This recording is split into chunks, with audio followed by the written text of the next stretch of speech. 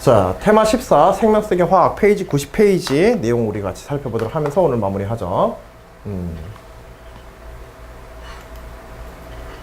자, 필수예제 14-1번 건국대 2015학년도 이제 수시 규칙 문제로 출제된 84페이지 84페이지? 뭐야 이거? 90페이지에 문제 살펴보도록 할게요. 자, 제시문 카 원자의 성질은 원자 내의 전자 배치 페이지 90페이지입니다. 조금 표시가 잘못됐는데 원자의 성질은 원자 내의 전자 배치에 의해 결정이 되므로 특정 원자의 전자 배치를 정확히 아는 것은 이 원자의 성질을 예측하거나 설명하는 데 큰 도움이 된다. 자, 주기율표는 원자를 전자 배치에 따라 일목요연하게 정해놓은 표이다. 오랜만에 그 주기율표에 관한 이야기가 나오네. 그치? 주기율표에서 O, S, S, E, T, E와 같이 위에서 아래로 한 줄로 늘어놓은 원자들은 하나의 족에 속하며 어느 정도 유사한 화학 반응성을 지니게 된다. 족의 특징이지. 같은 족의 물질들은 유사 화학 반응성을 지닌다. 각 원자들에 존재하는 전자의 개수에서 차이가 나므로 완전히 동일한 성질을 가질 수는 없다. 화학 반응이 유사하기는 하지만 완전한 동일한 성질을 가지는 않는다. 그런 얘기를 언급하고 있고, 제시문 나 전기 음성도는 분자를 구성하는 원자가 전자를 끌어다니는 정도의 정량적인 척도로서 전기 음성도에 관한 얘기. 주기율표에서 원자의 위치를 살펴보면 전기 음성도가 큰지 작은지 오른쪽 위쪽으로 갈수록 뭐 전기 음성도 커진다. 대략 그런 정도만 가지고도 분석은 가능하니까. 주기율표에서 가장 오른쪽 줄에 불활성 기체의 원자들이 자리하고 있는데 이들을 제외하고 이들과 가까운 위치에 자리 잡은 NOF와 같은 원자들은 전기 음성도가 특별히 크다. 또한 같은 족에 있는 원자들의 경우 일반적으로 주기율표 아래로 갈수록 전기 음성도가 작아지는 경향이 있다. 반면 주기율표의 왼쪽에 위치한 HNA, 세슘, CS 등의 원자들은 전기 음성도가 작다. 제시문 다. 분자의 구조를 자세히 관찰해 보면 이 분자가 산의 성질을 가지고 있는지 이제 이 본 문항에서는 이제 요 부분들이 또 핵심이 될 거고 좀 종합적인 문제야. 이 마지막 이 14장의 문제들은 것인지 염기의 성질을 가질 것인지를 예측할 수 있다. 예를 들어 전기 음성도가 큰 Cl 원자는 전자를 강하게 끌어들이므로 안정한 Cl- 음이온의 형태로 존재할 수 있어 다음의 반응이 쉽게 일어난다. 이 반응을 통하여 H 플러스 양이온이 생성되므로 HCl은 산이 되어진다. 자, 산에 대한 어떤 판단의 기준이지. 하나. 한편 전기 음성도가 높은 원자를 지닌 분자나 이온은 H 플러스 양이온과 쉽게 결합할 수 있다. 예를 들어 OH-는 H 플러스와 결합하여 H2를 형성한다. 중화 반응의 대표적인 반응의 특성이죠. 제시물라 화학 결합은 구성 원자들의 종류와 전기 음성도에 따라 비극성 결합과 극성 결합으로 나뉜다. 예를 들어 HH 결합은 동일한 두 원자 간의 결합이므로 전형적인 비극성 결합이고 무극성 결합이고, HO 결합은 수소 원자의 부분 양전화가 존재하고 산소 원자는 부분 음전화가 존재하여 극성을 띠게 된다. 전기 음성 차이에 관한 이해한 원인이지. 하나의 화합물 내에 존재하는 화학 결합들에서 극성의 유무와 극성의 크기, 화합물의 구조에 따라 전체 화합물의 극성이 결정되어진다. 즉 교과적인 내용을 설명하고 있고요.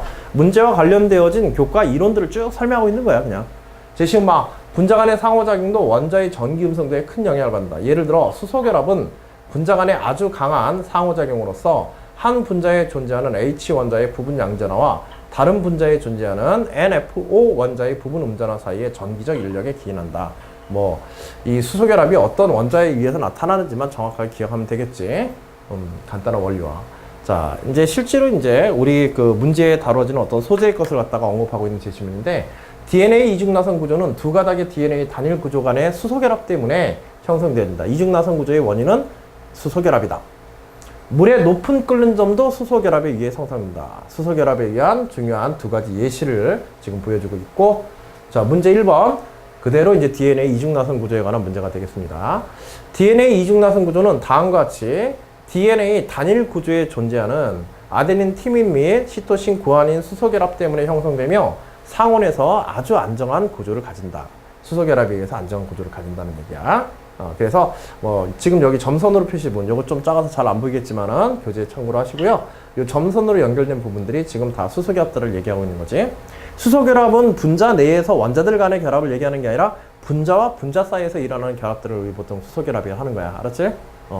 그리고 그것들이 이제 나선 구조와 이런 구조, 구아닌과 사이토닌, 사이토신, 그 다음에 시토신, 사이토신과 아데닌과 티민 사이의 이런 결합들은 이제 상보적 결합이라고 그래.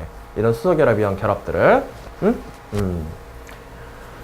자, 만약 사이토신이 다음과 같은 화학 구조로 대체된다면, 앞에 그림에서 이제 사이토신 부분을 좀 의미 있게 살펴보고, 그 사이토신이 다음과 같은 화학 구조로 대체된다고 한다면, 당에 연결되고 마지막에 NH2가 지금같이 연결되어 있다고 한다면, DNA 이중 나선 구조가 더욱 안정해질 것인지 불안정일 것인지 예측해봐라.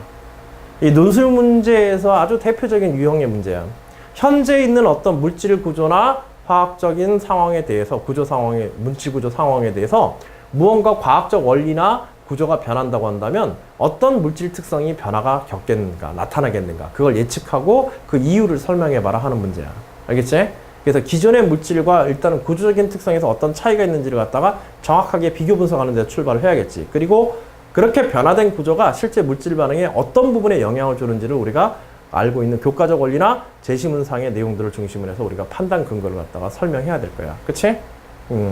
그래서 여기서 사이토신 같은 경우에는 지금 여기 있는 그림과 앞에 그림에서 보여주고 있는 이 사이토신에서의 부분과 지금 여기에 원래 그림에서 이제 사이토신에서는 여기 당이 있고 당에 질소 두 개가 고리에 끼어 들어가 있으며 그 다음에 마지막에 NH2 이렇게 돼 있고 한쪽에 산소가 이렇게 결합되어서 다른 쪽에 이렇게 수소 결합을 이루고 있지.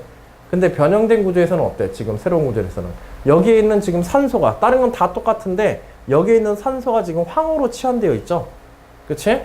그러니까는 산소가 황으로 치환되었기 때문에 정말 이제 간단한 문제지만 이제 그런 식으로 이제 비교해서 황이 산소로 치환되었다고 한다는 그런 특성을 구분하고 이 산소가 뭐와의 앞에서 그치 구안인과의 수소 결합을 갖다가 이루고 있는 부분인데 그런 수소 결합이 황으로 치환됨으로 해서 전기 음성도 차에 의해서 수소 결합이 진행될 수 있다 없다? 수소 결합의 수가 줄어들게 되지. 그치? 그리고 그러한 수소 결합은 제시문에 따르면은 안정된 DNA 구조를 갖다가 유지하는데 굉장히 중요한 역할을 한다 했지? 강한 결합에 의해 가지고. 그치? 따라서 그러한 수소 결합이 연결되어지는 개수가 적어지게 되므로 DNA 안정된 구조가 어떻게 돼? 더 줄어들게 되지. 안정성이. 물론 이제 여기서 더 나아가서 뭐 여러 가지 뭐 다양한 이야기를 더 할 수는 있지만 일단 가장 기본적으로 들어가야 되는 내용들은 그런 부분들이야. 그리고 이런 수소 결합이 약해서 DNA 상부적인 구조라고 그래. 그런 상부적인 구조가 제대로 되어 있지 않으면은 그런 이제 DNA 염기서열상의 어떤 돌연변이라든지 이런 것들이 나타날 가능성이 훨씬 많아지게 됩니다. 알겠지?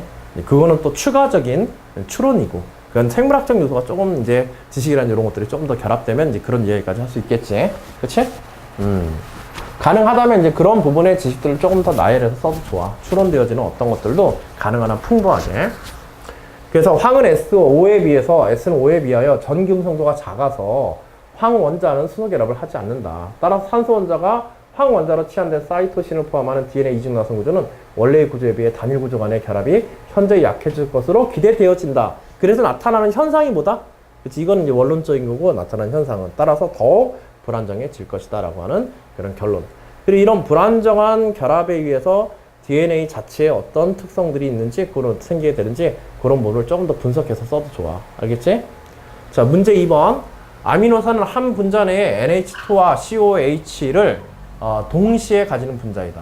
다음의 구조를 가지는 아미노산 분자를 증류수에 녹이면 전기 전도도는 순수한 증류수에 비하여 증가하게 된다. 이온화되어지면서 증가하게 된다. 그 이유를 수용액상 아미노산 분자의 구조 변화, 수용액상의 아미노산 분자의 구조 변화에 근거해 논술하시오. 그 구조 변화가 어떻게 되는지를 확실하게 얘기해야겠지. 그치?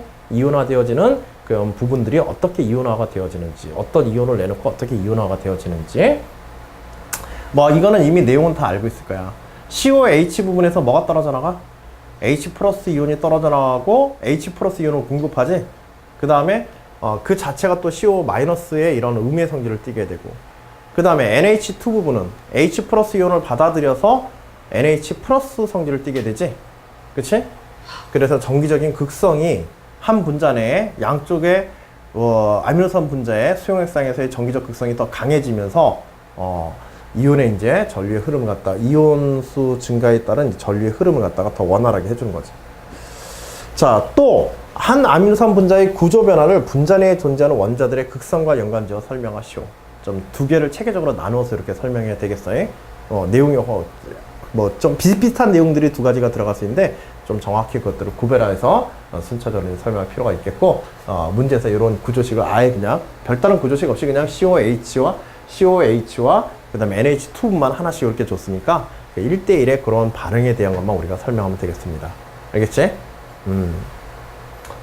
전기 전도도는 이제 전기 전도에 대한 것. 전기 전도도는 수용액 내에 이온의 유무와 밀접한 관계가 있다. 그래서 전기 전도가 증가하였다는 사실로부터 이온이 생성되는 것을 추론할 수 있다. 이거는 문제의 조건으로부터 추론한 부분이지. 물론 당연히 알고 있어야 되지만은 판단의 근거는 제시문이나 문제의 조건에 두는 게 최우선이야. 수리논술이든 과학논술이든. 알겠지? 그래서 주어진 아미노산 구조에서 NH2가 NH3 플러스로 COH가 CO 마이너스로 변했음을 이제 추론할 수 있다. 자, 그리고 이제 조금 더 상세하게 COH의 경우에 CO 마이너스로 변하면서 H 플러스 이온을 내놓을 수 있는 이유는 산소가 이 분자 내에서 전기 음성도가 가장 크다.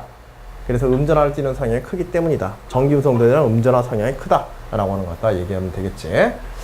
자, 그래서 뭐 간단하지만은 이제 내용상에서 필요한 전기 음성도에 대한 전기 전도도에 대한 변화에 대한 예측, 그 다음에 거기에서 그런 이제 구조상의 변화가 실제로 어떠한지 그것의 화학적 원인에 대해서 그리고 이제 분자 내에서 전기 음성도에 관한 이야기를 하았으니까 전자의 치우치면서에 관한 걸 이야기를 했으니까 마지막 부분에서 그런 부분들을 조금 더 상세하게 얘기하고 있는 요소를 갖다 추가한 부분입니다. 아시겠죠? 자, 간단하지만 그런 이론 점검들 해두시기 바라고요. 문제 전체에 뭐 가벼운 문제라고 생각할 수 있지만은 앞에서의 이제 DNA에서의 그런 구조적인 특성이라든지 이런 소재가 나왔을 때 새로운 소재에 대한 것들이 조금 당황스러울 수 있으니까 그런 부분에 경험적인 문제로서도 꽤 가치는 있을 테니까 한번 좀 봐두세요. 아시겠죠? 자, 필수 예제 12-2번 계속해서 보도록 합시다.